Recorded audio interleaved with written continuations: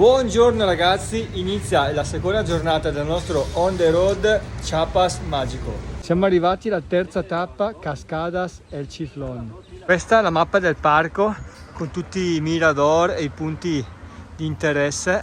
Siamo entrati, già il paesaggio è spettacolare. Questo è il cammino che stiamo facendo. Immersi completamente nella natura. Sto scendendo la prima cascata, Cascada Suspiro, il sospiro. Guardate, qua scende tutta l'acqua, ma la cascata principale è questa. Che bellezza!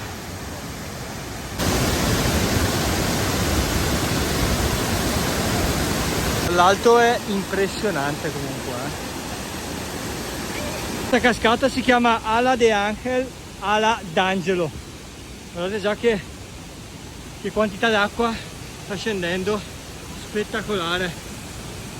Anche il paesaggio è mozzafiato, la adoro. Andiamo a vedere bene. Questo è un posto incantato.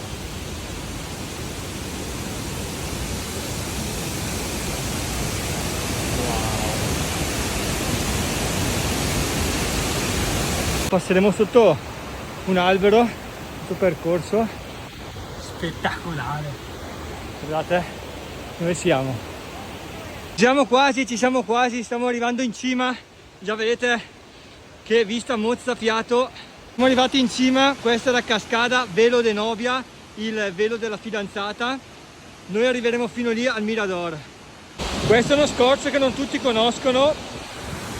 Passando di qua, guardate che pozza d'acqua, la prima cascata, e adesso saliremo sopra questo mirador. Stiamo salendo e ci stiamo bagnando tutti con l'acqua della cascata. Guarda che spettacolo, guardate dove siamo.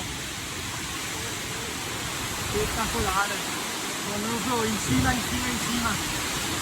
Wow.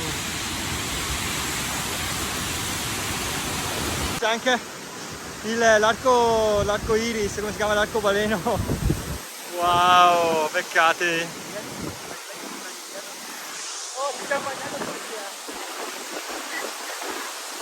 Siamo fermati in questo punto scendendo e il coraggioso Andrea si è lanciato. Eccolo. Com'è Andrea? Top. Fredda? Noi non ci siamo lanciati perché non è fredda l'acqua, è gelata.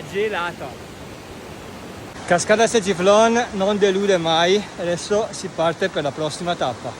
Quarta tappa, Lagos de Montebello. Questa è la vista del lago de Montebello. Wow, guardate che spettacolo.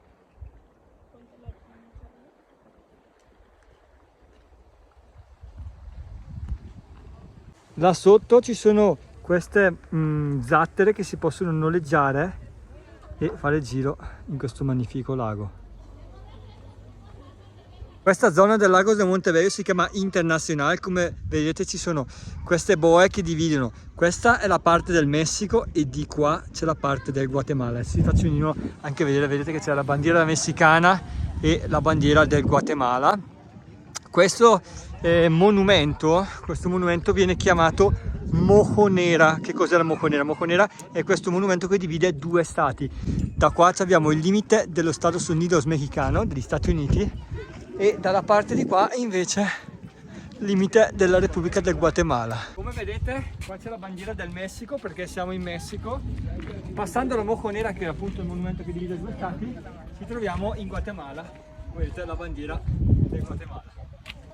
Si riparte questa volta in direzione a San Cristóbal de las Casas, dove andremo solo per la notte perché poi la visiteremo in questi giorni. Ci aspetteranno quante ore di macchina adesso, Andrea? 4 ore e mezza. 4 ore e mezza per arrivare a San Cristóbal.